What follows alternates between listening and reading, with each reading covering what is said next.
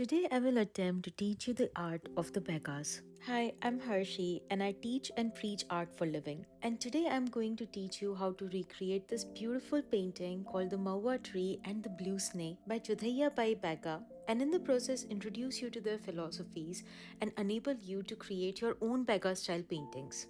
I'm going to use gouache paints on watercolor paper, but please feel free to use any medium and base of your choice. Gouache is my choice of color for these kind of art because they are opaque watercolors, which allows you to paint light color on dark while retaining their earthy matte finish. I always start by generously spraying my entire palette with water, and in this water I always add few drops of fragrance oil, which enhances my painting process multifolds. You will be needing only two brushes for this painting, which is going to be a medium small brush and a very small detailing brush. I got this round brush in my Himi watercolor set and I haven't been able to stop using it. But you can use any small round brush from size 5 to 8. Now, one thing that we won't be using in this tutorial is a pencil.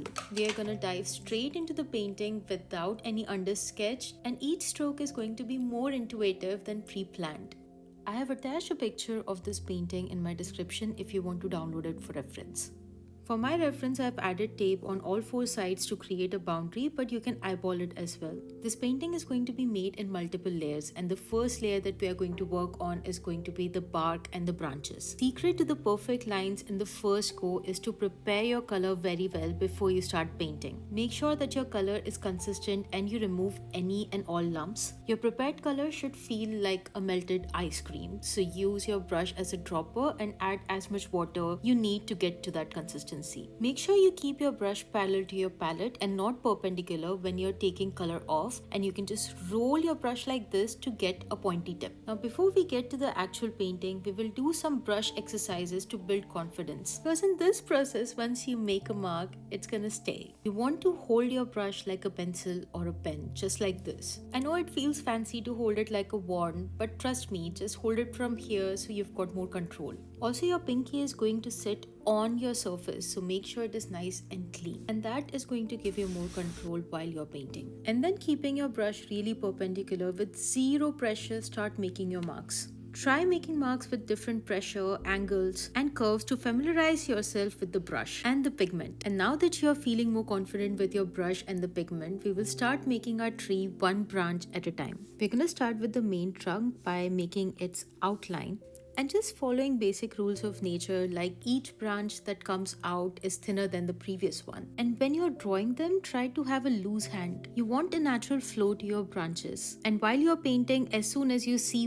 white dots appearing, that is your key to reload your brush and go back into your painting. Another thing to notice is when the branches are going out, they go out in a Y shape. And it's quite rare that the branches are coming out perpendicular to each other. And they also tend to grow in upward direction and not downwards. So if you need a branch to go downwards, you have to take it up and then bring it down in a curve. Start painting the thicker side of the branch first, and as you move towards its end, just reduce the pressure to get the tapered end. And finally, and the most important rule, take it slow and enjoy the process. Now, as we are slowly working on the tree, I will take you into the story of Jodhaiya Bai Baiga, which has to be the most fascinating story of an artist that I've heard in a recent time. She is an 84-year-old artist from a very small village called Umaria in Madhya Pradesh, and you will be surprised to know that she didn't even start painting till her late 60s. To support herself and her family, she has been doing odd, unskilled jobs. Luckily, she was hired by the late artist Ashish Swami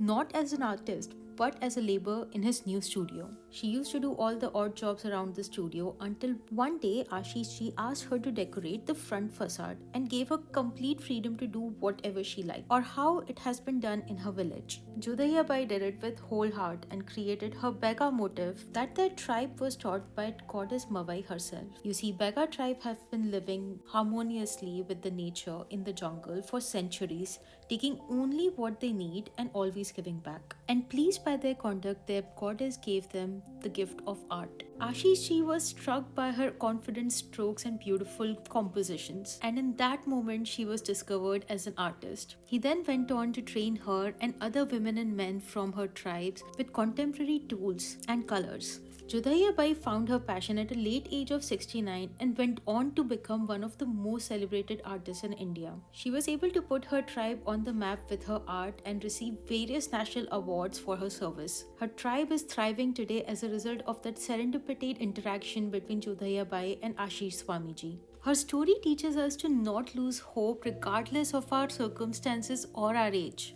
Comment below what you are passionate about, and maybe that might manifest into a whole new career just like Jodhaiya Bai.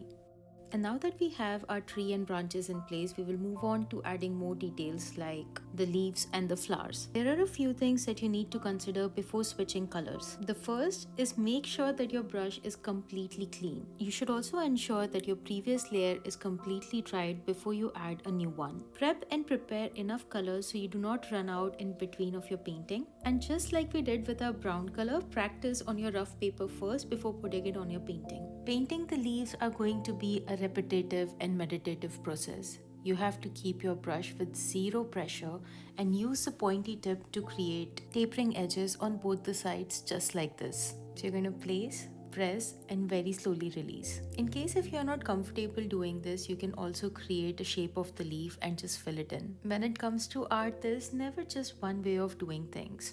Do what makes you feel comfortable and what brings peace to you. These leaves are going to be all over the tree and will be going in all directions, so practice enough before you move on to your actual painting. The direction of the leaves, just like the branches, is always upwards and outwards to its mother branch. The leaves and the flowers are going to be a very repetitive process. And I need you to just relax and pay attention to your breathing while you are doing this. Allow your body to relax a little bit more with each leaf and each flower. Don't worry about the results and just enjoy the process. Take as much time as you need. And while we are painting the leaf, let me tell you the significance of Mahua tree to the Baiga tribe. Mahua, or the Indian butter tree, holds both spiritual and economical significance to them and many other species in the jungle. For instance, the tribe collects its sweet flowers and sells them, which is used to make liquor. Its flowers and fruits are very nutritious and sweet, which attracts a lot of birds, insects and animals. And its leaves are consumed by moth, which produces silk. Basically, this tree supports life in the jungle and is considered god. The tribe believes that they have to pray to the tree before the harvest or ill fate would fall upon their families, like getting bitten by snake, etc.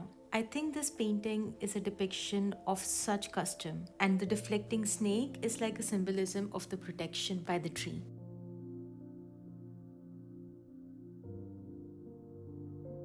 For the flowers, you can switch to a detailing brush, and then after prepping your colors properly for the flowers, we are going to start making them. The Mahua trees are sprinkled with yellow color flowers all over it. In the bloom season, their sight will take your breath away. Bunch of flowers sprout on the end of each branch. So to represent them, you will make 3 to 10 dots and blobs on the end of each branch. Again, take your time with this process and don't rush. While you're painting them, imagine rays of sun falling on these beautiful yellow flowers. All the birds, insects, squirrels sucking on its nectar. The people from the tribe are plucking one flower at a time with lots of care and love.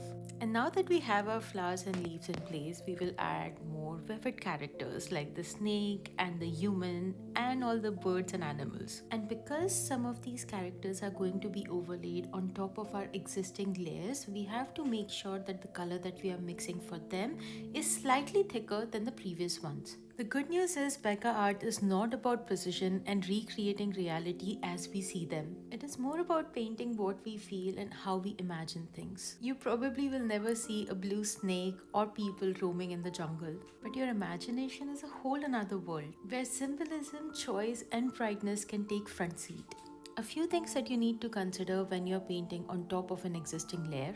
First, those layers have to be dry. Second, you can't really apply too much pressure, otherwise you will risk reactivating the underneath layer. Do you see how I keep refilling my brush? I am essentially using just the tip of my brush and not the whole shaft. By doing this, I'm reducing the surface area that is actually touching the underneath layer to prevent it from reactivating. As soon as you see your strokes thin in areas, that is your cue to refill your brush. And last but not the least, take your time with it and enjoy the process. At this moment, we are just creating the base layer with the dominant color.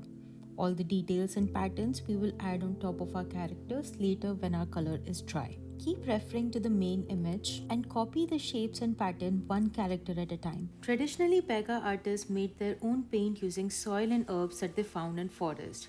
But contemporary Baiga artists now have access to modern paints like acrylic, poster, etc. These colors have empowered the Baigas and now are allowing them to depict their beautiful bright motifs with an unlimited palette. Do you feel that the traditional things loses its value when they adapt to the new technologies, or do they get immortalized by evolving? Honestly, there is no right answer to this, and to each their own. But coming back to the painting, we will now start to add details to each character and each flower. While we were painting our characters, the colors on the flowers have completely dried, so we will start to add a little bit of outline to them. The Mahua flowers are jacketed with a brown shell, which is why Jodhaiya Bai added a little hint of the jacket around each flower. Notice how it's not a complete outline but like a C shape around the flower towards the bark. Take your time working on each flower using a detailing brush, while all our other layers are getting dried and ready for the details. Other than their pop colors, the main identifier of any tribal or indigenous art is their patterns. Jodhaiya Bai has uses various bright and matted colors to create patterns on each character and also on the tree. For these patterns, you will be using your detailing brush and make sure that you add enough water so everything is nice and smooth. Also make sure that your detailing brush has a pointy tip so you can make very delicate and tiny patterns. And remember that you will be painting on top of existing layers. So these layers have to be dry, you have to apply less pressure, and don't go over the same line again and again, or you will risk reactivating the underneath colors. Refer to Jodhaiya Bai's patterns for this painting, but here essentially you will just be scribblings on top of the shapes that you have created. So don't be afraid of experimenting and creating your own pattern. And one more thing, for creating these patterns you will have to keep your pinky on top of your painting. So make sure it's nice and clean and you don't accidentally smudge the colors onto the white surface. Take your time adding patterns to all of your creature and give them love equally. I created this tutorial so you can gain confidence to not only recreate this masterpiece by Jodhaiya Bai but also to gain the confidence to go out there and look at a tree and take your time to identify its beautiful features and all the creatures that it has been supporting. Nature is the most amazing artist of them all and deserves to be looked at. Take few moments from your busy life to really slow down and appreciate everything that is around you and embrace it like the Baigas. Jodhaiya Bai, through her art, was able to turn around not only her life but the life of her entire tribe. We have a lot that we can learn from her. Her art practice of capturing her environment around her will bring you a lot of peace. So go out there with your sketchbook and capture your environment with bright colors and beautiful patterns. I truly hope you find this tutorial helpful and this brings a little peace to your life. If you would like me to decode any other art, please leave them in the comments and tell me how I can improve my tutorials. I can deliver better lessons every time. Don't forget to share this video with at least one person who you think might benefit from it. And until next time, keep creating and don't forget to enjoy the process.